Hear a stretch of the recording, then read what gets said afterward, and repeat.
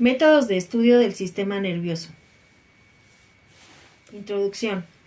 El sistema nervioso es complejo y requiere diversas herramientas para su estudio. En esta presentación elaboraremos 5 métodos fundamentales. Métodos de ablación experimental para el estudio del sistema nervioso. El método de ablación experimental es uno de los principales métodos de investigación utilizados para estudiar funciones cerebrales. Proviene del término latino ablatus, que significa llevarse de. En la mayoría de los casos, dicha técnica no implica extraer el tejido cerebral. En vez de ello, el investigador destruye algo de tejido y lo deja en su sitio. El objetivo de la investigación en neurociencia comportamental es entender qué funciones cerebrales se requieren para llevar a cabo una conducta determinada, y luego saber dónde se localizan los circuitos neuronales que ejecutan esas funciones. El método de lesión es el más antiguo de los que se emplean en este tipo de investigación y sigue siendo uno de los más útiles. Los métodos de ablación experimental son procedimientos mínimamente invasivos. Están a cargo de médicos capacitados en técnicas de imágenes como radiólogos, especialistas del corazón y otras especialidades. Pueden utilizar sondas colocadas a través de la piel, tubos flexibles colocados a través de una arteria por medio de catéteres o haces de energía. Se utilizan técnicas de imágenes para guiar la ablación. El tejido anormal se deteriora o destruye con diversas técnicas, entre ellas calor o ablación por radiofrecuencia, frío extremo o crioablación, láseres o sustancias químicas.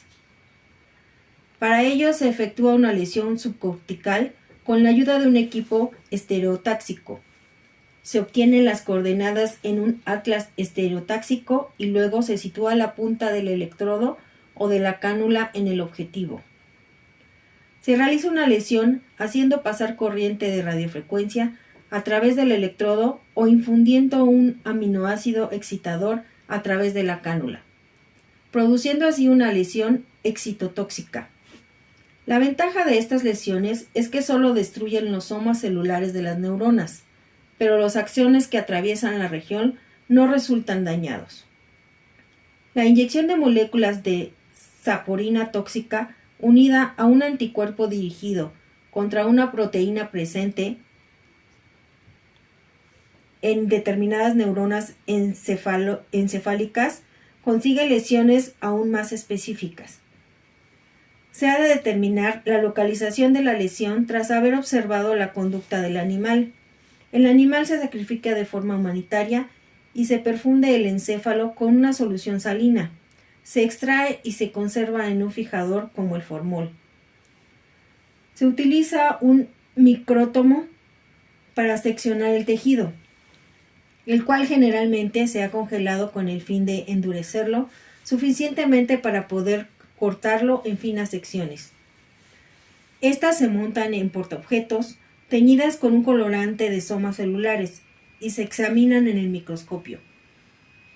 El microscopio óptico permite ver las células y sus orgánulos más grandes, pero para ver pequeños pormenores, tales como cada una de las mitocondrias o las vesículas sinápticas, se necesita un microscopio electrónico. El microscopio electrónico de barrido proporciona una vista tridimensional del tejido, pero con amplificación menor que el microscopio electrónico de transmisión convencional. Los microscopios confocales con láser proporcionan imágenes de láminas de tejido que pueden distribuir la presencia de determinadas moléculas, incluso en un tejido vivo.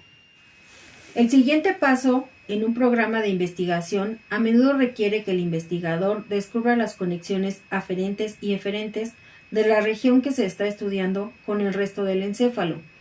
Las conexiones eferentes, o sea, las que transmiten información de dicha región a otras partes del encéfalo, se descubren con métodos de marcado anterógrado. Las conexiones aferentes son aquellas que llevan información a dicha región desde otras partes del encéfalo. Se evidencia con métodos de marcado retrógrado, como el que como el que usa oro fluorado. Las cadenas de neuronas que establecen conexiones sinápticas pueden verse con el método de marcado transneuronal. El virus de la pseudorrabia puede utilizarse como marcador retrógrado y una variedad del virus del herpes simple como marcador anterógrado. Aunque no se realizan lesiones deliberadas en el encéfalo de los seres humanos con fines de investigación, las enfermedades y los accidentes pueden causar una lesión cerebral. Y si se sabe dónde se localiza dicha lesión, se pueden estudiar la conducta de los sujetos y sacar conclusiones acerca de la localización de los circuitos neuronales que llevan a cabo funciones importantes. Si el paciente muere y puede disponerse de su encéfalo para examinarlo, se pueden aplicar los métodos histológicos habituales. En otro caso, se puede examinar el cerebro en vivo utilizando exploraciones con TAC o con resonancia magnética. Las imágenes tensionales de difusión utilizan una modificación de la resonancia magnética para visibilizar fascículos de axones mielínicos en un cerebro humano en vivo. La terapia de ablación tiene muchos usos diferentes.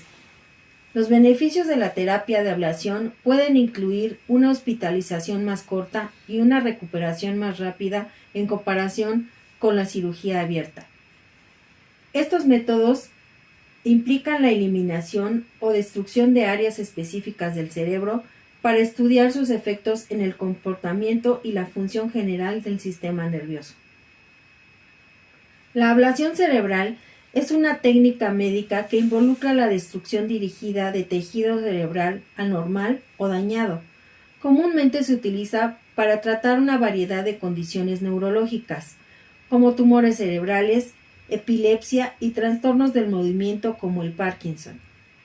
El proceso implica el uso de energía como calor, frío o radiación, para eliminar selectivamente las áreas problemáticas del cerebro, minimizando el daño a los tejidos circundantes saludables. La tecnología de ablación se basa en la presión y el control. Los sistemas avanzados permiten a los médicos dirigir con exactitud la energía a las áreas específicas del cerebro, usando imágenes detalladas y técnicas de mapeo cerebral. Esto es crucial para asegurar que solo el tejido afectado sea tratado, preservando al máximo la función cerebral. La ablación por radiofrecuencia es una técnica que utiliza energía de radiofrecuencia para destruir tejido anormal. Es particularmente efectiva en el tratamiento de afecciones neurológicas, ya que permite una eliminación precisa del tejido afectado sin dañar las áreas circundantes. Su aplicación en la neurología es prometedora para el tratamiento de trastornos como la epilepsia, donde la eliminación precisa de tejido cerebral puede ser crucial. Ejemplo de ablación. Caso de Phineas Gage. Una lesión en el lóbulo frontal cambió su comportamiento, demostrando la relación entre esta área y la personalidad. Número 2. Métodos neuroquímicos para el estudio del sistema nervioso central.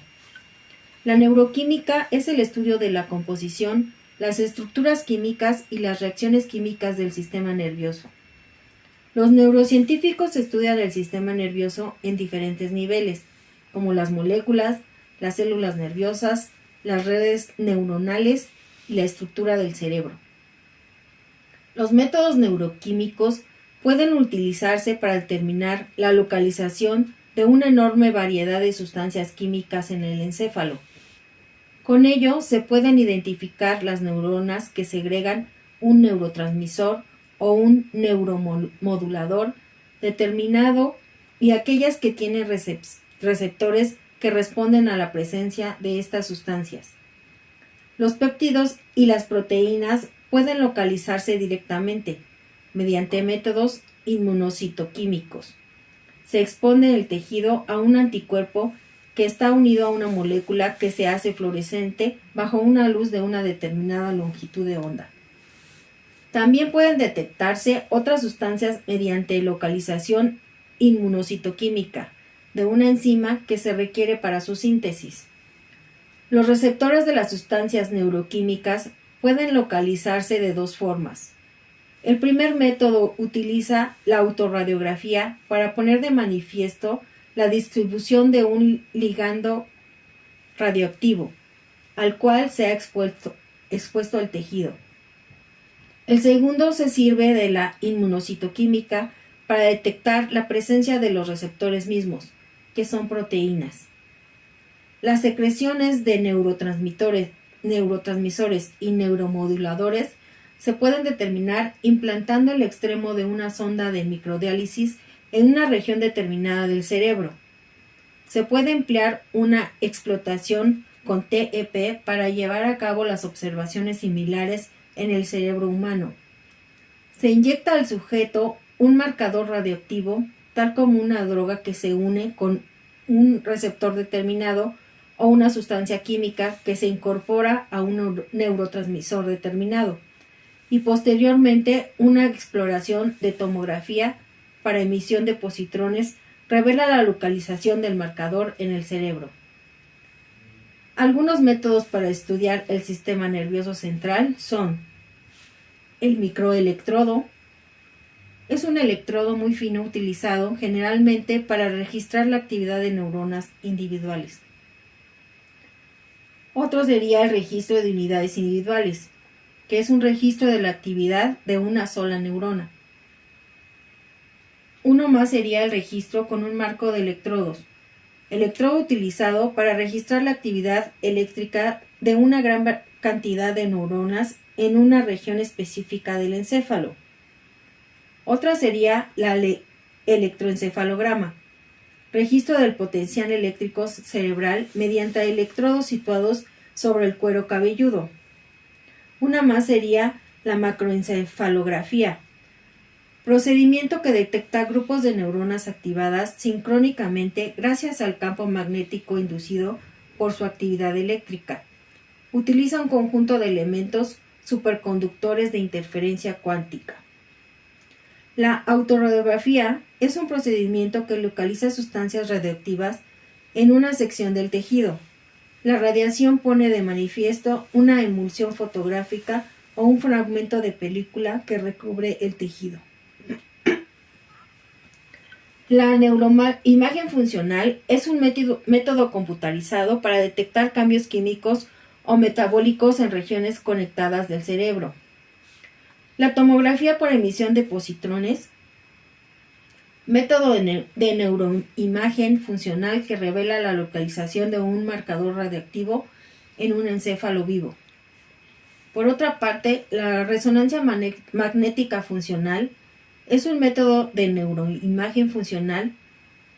Es una modificación del procedimiento de resonancia magnética que permite calcular el metabolismo regional en el encéfalo, por lo general detectando cambios en el nivel de la sangre. El método optogenético es un uso de un virus genéticamente modificado para insertar canales iónicos sensibles a la luz en la membrana determinando neuronas encefálicas. Puede despolarizar o hiperpolarizar a las neuronas cuando se aplique la luz con la longitud de onda adecuada. La fotoestimulación puede insertar proteínas fotosensibles en membranas neuronales mediante virus con modificación genética.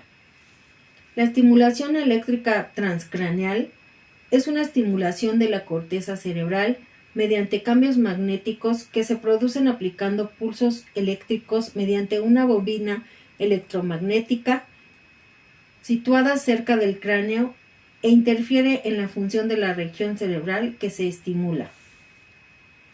La microdiálisis es un procedimiento para analizar las sustancias químicas que se hallan en el líquido intersticial gracias a un pequeño tubo hecho con una membrana semipermeable que se implanta en el encéfalo.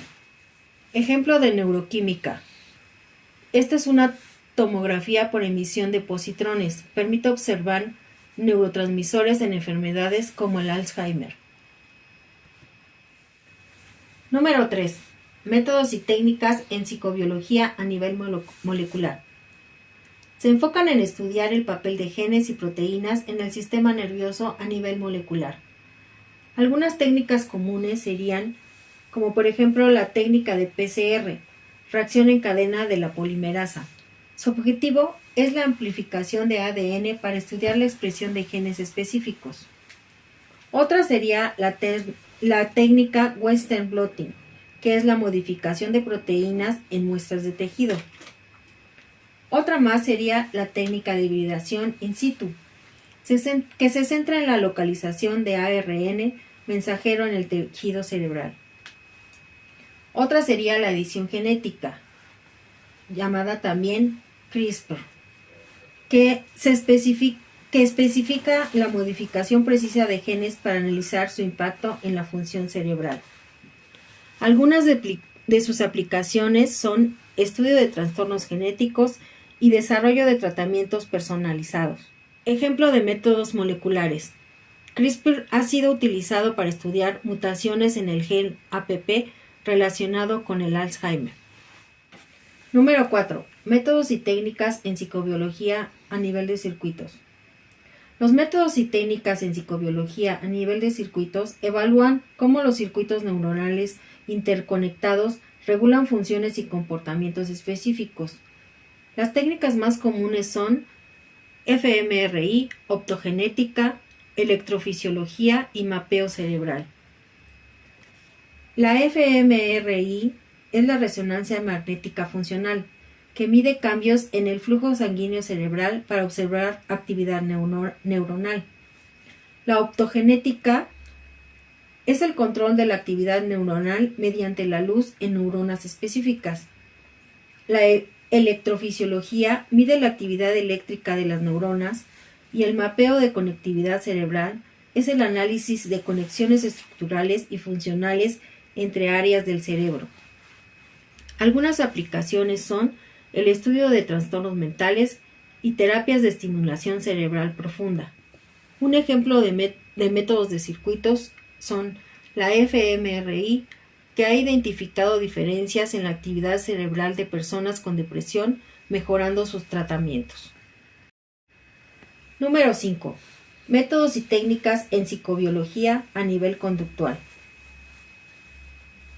Los métodos y técnicas en psicobiología a nivel conductual observan cómo se manifiestan en el comportamiento las funciones y disfunciones del sistema nervioso central. Las técnicas más comunes son las pruebas de laberinto, pruebas de ansiedad y pruebas de preferencia de sabor. La prueba de laberinto evalúa la memoria espacial y habilidades de aprendizaje. Las pruebas de ansiedad miden la respuesta del comportamiento en situaciones estresantes, como en el campo abierto. Y las pruebas de preferencia de sabor es la evaluación de preferencias alimenticias y aversión. Algunas aplicaciones son evaluación de trastornos de ansiedad y estudios sobre efectos de medicamentos. Este es un ejemplo de métodos conductuales. La prueba de laberinto, que han sido claves en el estudio del Alzheimer en ratones. Como conclusión, diremos que los métodos anteriores y entre muchos otros más que han sido desarrollados a lo largo de la historia, nos han ayudado a prevenir, detectar y tratar enfermedades o trastornos que suelen ser complejos y nocivos para el funcionamiento tan extraordinario del cerebro. Gracias.